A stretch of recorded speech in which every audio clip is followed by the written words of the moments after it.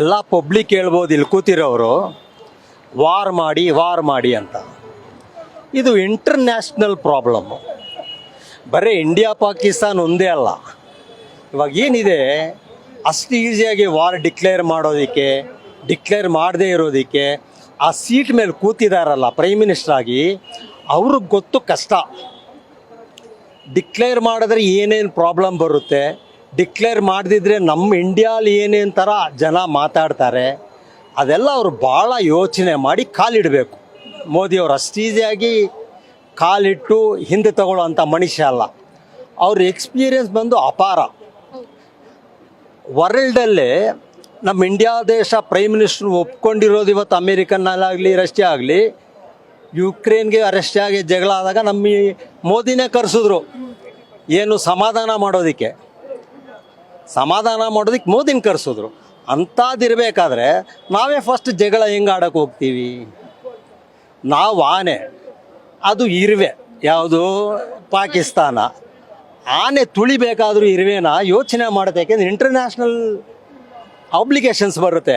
ಏನೇ ನೀನು ಇಷ್ಟು ದೊಡ್ಡ ದೇಶದವನು ಅಷ್ಟು ಸಣ್ಣ ದೇಶದವನು ಹೋಗ್ಬಿಟ್ಟು ಹೊಡೆದಾಕ್ಬಿಟ್ಟೆ, ಏನು ಹೊಡಿಬೇಕಾಗಿತ್ತಾ, ಏನು ಕರೆದು ಮಾತಾಡ್ಬೇಕದೆಲ್ಲ ಅಂತ ಆವಾಗೂ ಮಾತಾಡ್ತಾರೆ. ಆ ಸೀಟ್ ಬಂದಿದೆ ಅಷ್ಟು ಈಸಿ ಸೀಟ್ ಅಲ್ಲ.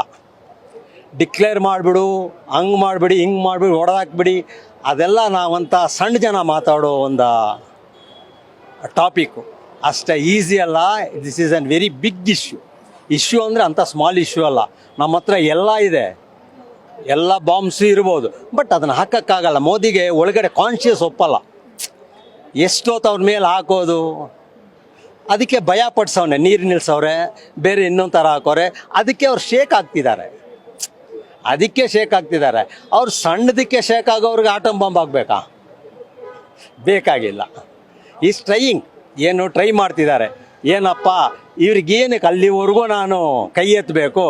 ಇವಾಗ ಒಬ್ಬ ಸಣ್ಣವನು ಒಬ್ಬ ದೊಡ್ಡ ರೋಡಿ ಬಂದು ಅಂದ್ರೇ ಓಡೋಗ್ಬಿಡ್ತಾನೆ. ಅಂಥ ವಿಚಾರ ಇರಬೇಕಾದ್ರೆ ಅವ್ನಿಗೇನಕ್ಕೆ ಅವ್ನು ರೋಡಿ ಕೈ ಎತ್ತಾನೆ? ಜೋರಾಗಿ ಒಂದು ಆವಾಜ್ ಆಗ್ತಾನೆ. ನಾವು ಮೋದಿ ಎಂಥ ಕೈ, ಇಂಡಿಯಾ ಎಂಥ ಕೈ, ಸುಮ್ಮನೆ ಒಂದು ಕೂಗಾಡಿದ್ರೆ ಸಾಕು, ಅವ್ನು ಹೋಗಿ ತಪ್ಪು ಕೂತ್ಕೊತಾನೆ. 5,000 ಜನ ಅವರು ಆವಾಗಲೇ ಓಡೋಗ್ಬಿಟ್ಟಿದ್ದಾರೆ ಮಿಲ್ಟ್ರಿ. ಅವ್ರ ಶಕ್ತಿ ಇಲ್ಲ. ಏನದು ಪಾಲಿಟಿಕ್ಸ್ ಇದೆಯೋ, ಅವ್ರು ಏನಕ್ಕೆ ಬಂದು ಹೊಡೆದ್ರು ನಮ್ಮ ಲೆವೆಲಲ್ಲಿ ಯಾರಿಗೂ ಗೊತ್ತಾಗಲ್ಲ. ಸುಮ್ಮನೆ ನಾವೆಲ್ಲ ಕಾಫಿ ಕುಡಿಯೋರು ಏನೇನೋ ಮಾತಾಡ್ತೀವಿ, ನಾವೇನೋ ಭಾರಿ ಬುದ್ಧಿವಂತರು ಅಂತ ಏನು ಮಾತಾಡ್ತೀವಿ. ನಿಮ್ಮ ಮೀಡಿಯಾ ಅವ್ರು ತೋರಿಸಿರೋದು ನೋಡಿಬಿಟ್ಟು ಏನೋ ನನಗೆ ತಲೆ ಹೊಡೆದಾಗ ನಾನು ಮಾತಾಡ್ತೀನಿ. ಬಟ್ ಸೀಟ್ನಲ್ಲಿ ಇರೋನು ಗೊತ್ತು ಕಷ್ಟ. ವಾಟ್ ಈಸ್ ದ ಪ್ರಾಬ್ಲಮ್, ಹೆಂಗೆ ಫೇಸ್ ಮಾಡಬೇಕು, ಯಾವ ಥರ ಫೇಸ್ ಮಾಡಬೇಕು, ನಾನು ಇವ್ನಿಗೆ ಹೊಡಿಬೇಕಾ ಹೊಡಿಬಾರ್ದಾ? ಕೈ ಹಾಕೋದು 2 ನಿಮಿಷ, ಆಮೇಲೆ ಅದು ಎಲ್ಲಿಗೆ ಹೋಗಿ ನಿಲ್ಲುತ್ತೋ? ಅವರು ಭಾಳ ಥಿಂಕ್ ಮಾಡಬೇಕು. ಬಟ್ ಅವ್ರು ನಿಧಾನಕ್ಕೆ ಸ್ಟೆಪ್ಸ್ ತಗೊತಾರೆ. Is eligible person. ಅವರಂಥ ಪರ್ಸನ್ ಇರೋದು ನಮ್ಮ ಅದೃಷ್ಟ. ಏನು ಜನ ಮಾತಾಡಿದ್ರು ನೀವು 100 ಜನ 100 ಬೈಲಿ, ಅವ್ರೇನು ಮೈ ಕೂಡ ತಗೊಳ್ಳಲ್ಲ. ಅವ್ರ ಥಿಂಕಿಂಗೇ ಬೇರೆ, ಆ ಮನುಷ್ಯನೇ ಬೇರೆ. ಕರೆಕ್ಟಾಗಿ ಮಾಡ್ತಾರೆ. ನಮ್ಮದು ಸುಮ್ಮನೆ ನೀವು ಬಂದಿದ್ದೀರ, ನಾನು ಮಾತಾಡ್ತಿದ್ದೀನಿ ಅಷ್ಟೇ. ಇದರಲ್ಲಿ ನನ್ನ ಮಾತು ಕೂಡ ಇದರಲ್ಲಿ ಎಷ್ಟು ಮಾತ್ರ ಅಳತೆ ಇದೆ ನನಗೆ ಗೊತ್ತಿಲ್ಲ. ಸುಮ್ಮನೆ ಮಾತಾಡಿದ್ದೀನಿ ಅಷ್ಟೇ. ಬಟ್ ಅವ್ರು ಒಳ್ಳೆಯವರು, ಕರೆಕ್ಟಾಗಿ ಮಾಡ್ತಾರೆ. ಅವನು ಸುಮ್ಮನೆ ಅಂದರೆ ಓಡೋಗ ಅಂತ ಪಾಕಿಸ್ತಾನ, ಅವನು ಯಾಕಮ್ಮ ಆಟಮ್ ಬಾಂಬ್ ಆಗಬೇಕು? ಮಾಡ್ತಾರೆ, ಚೆನ್ನಾಗಿ ಮಾಡ್ತಾರೆ.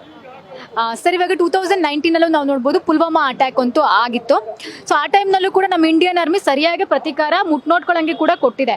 ಬಟ್ ಇವಾಗಲೂ ಅಷ್ಟೇ ನಿಧಾನ ಆದರೂ ಪರವಾಗಿಲ್ಲ ಅಂತ ಮೋದಿಜಿ ಅವ್ರು ಏನಾದರೂ ವೆಯ್ಟ್ ಮಾಡ್ತಿರ್ಬಹುದಾ? ಇಲ್ಲ, ಆ್ಯಕ್ಚುಲಾಗಿ ಏನು ಅಂದರೆ ಮೋದಿ ಆತರ ಪಡೋ ಮನುಷ್ಯ ಅಲ್ಲ. ಅದೆಲ್ಲ ಸುಳ್ಳು ಮಾತು. ಅವರು ಭಾಳ ಎಕ್ಸ್ಪೀರಿಯನ್ಸ್ ಇದೆ. He is A senior politician.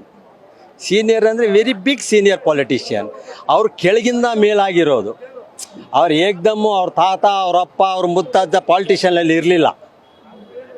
ಅವ್ರು ಕೆಳಗಿಂದ ಮೇಲೆ ಬಂದಿರೋರು. ಅವ್ರಿಗೆ ಎಲ್ಲ ಥರ ವಿದ್ಯೆನೂ ಎಲ್ಲ ಥರ ನಾಲೆಡ್ಜು ಇದೆ. ಅವ್ರು ದುಡ್ಕೋದಿಲ್ಲ, 100% ದುಡ್ಕೋದಿಲ್ಲ. ಇನ್ನೂ ವೈಟ್ ಮಾಡ್ತಾರೆ. ಅವ್ರಿಗೆ ನೀರು ನಿಲ್ಲಿಸಿದ್ದಾರೆ, ಸಾಕ್ದಾ?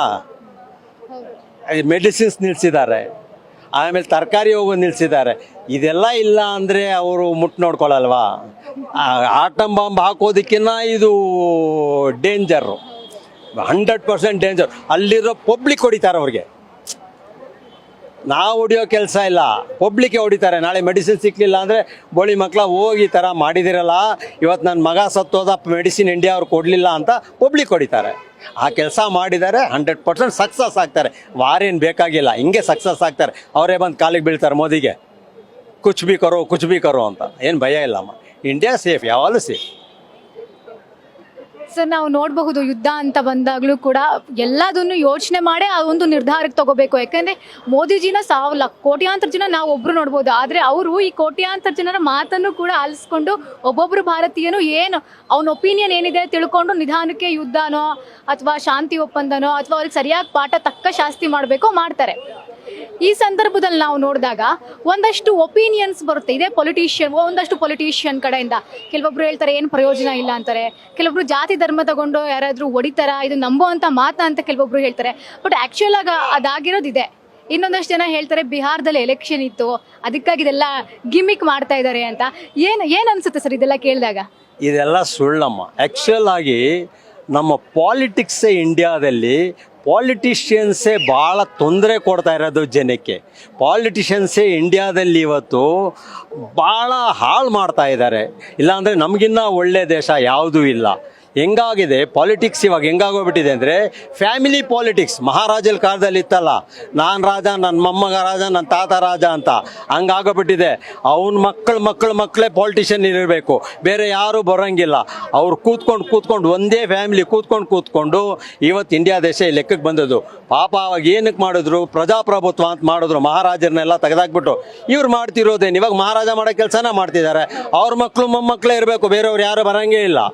ಇದಂಥ ಡೆಮೋಕ್ರೆಸಿ, ಇದಂಥ ಬಂತು. ಸುಮ್ಮನೆ ಏನು ಮಾಡೋಕ್ಕಾಗಲ್ಲ. ಆರ್ಡಿನರಿ ಪಬ್ಲಿಕ್ ಕಾಂಡು ಎನಿಥಿಂಗ್, ಏನೇನೂ ನಾವು ಮಾಡೋಕ್ಕಾಗಲ್ಲ. ಏನೇ ಮಾತಾಡಿದ್ರು ಏನೂ ಮಾಡೋಕ್ಕಾಗಲ್ಲ. ಇವಾಗ ವಿಧಾನಸೌಧದಲ್ಲಿ ನಾನು ನಿಜ ಹೇಳ್ತೀನಿ, ಮೊನ್ನೆ ಒಳಗಡೆ ಹೋಗಬೇಕು ಅಂತ ಹೋದೆ. ಅಲ್ಲಿರೋ ಸರ್ವೆಂಟು, ಸರ್ ಒಳಗಡೆ ಹೋಗೋಕ್ಕಾಗಲ್ಲ ಅಂದ. ಯಾಕಯ್ಯ ಅಂದೆ. ಸರ್ ಇನ್ನು ಸ್ವಲ್ಪ ಹೊತ್ತೋದ್ರೆ ಅಲ್ಲೆಲ್ಲ ಕಿತ್ಲಾಡ್ತಾರೆ, ನೀವ್ಯಾಕೆ ನೋಡ್ಬೇಕು ಅದನ್ನು ಅಂದ. ಇನ್ನು ಸ್ವಲ್ಪ ಹೊತ್ತೋದ್ರೆ ಅಲ್ಲಿ ಸಿಕ್ಕಾಪಟ್ಟೆ ಕಿತ್ಲಾಡ್ತಾರೆ ಸರ್ ಅವ್ರವ್ರೆ, ನೀವು ನೋಡಿದ್ರೆ ಅದು ಬೇಜಾರು ಮಾಡ್ಕೊತೀರ, ಬೇಡ ನೀವು ಹೋಗಬೇಡಿ ಇವಾಗ ಅಂದ. ಅಲ್ಲಿಗೆ ಏನಾಯ್ತು, ಒಬ್ಬ P1 ಕೂಡ ಆ ಮಾತು ಹೇಳ್ತಾನೆ ಅಲ್ಲಿ ಮುಂದೆ ನಿಂತಿರೋನು ಅಂದರೆ ಇನ್ನೇನು ಹೇಳಬೇಕು ಪಾಲಿಟಿಕ್ಸ್ ವಿಚಾರದಲ್ಲಿ.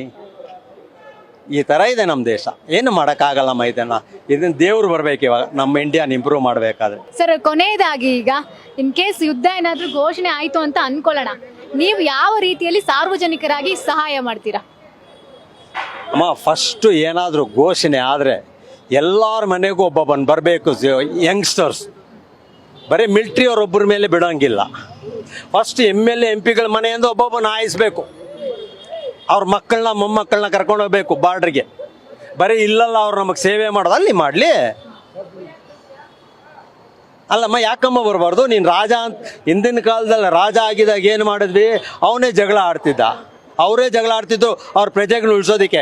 ಏನಾದರೂ ಘೋಷಣೆ ಆದರೆ MLA MP ಗಳ ಮನೆಯಿಂದ ಪ್ರತಿಯೊಬ್ಬ ಯಂಗ್ಸ್ಟರ್ನು ಆಯಿಸಿ ಬಾರ್ಡ್ರ್ ಕಳಿಸಿ ನೋಡೋಣ, ನಿಜವಾಗ್ಲೂ ನೀವೆಲ್ಲ ದೇಶ ಪ್ರೇಮಿಗಳ.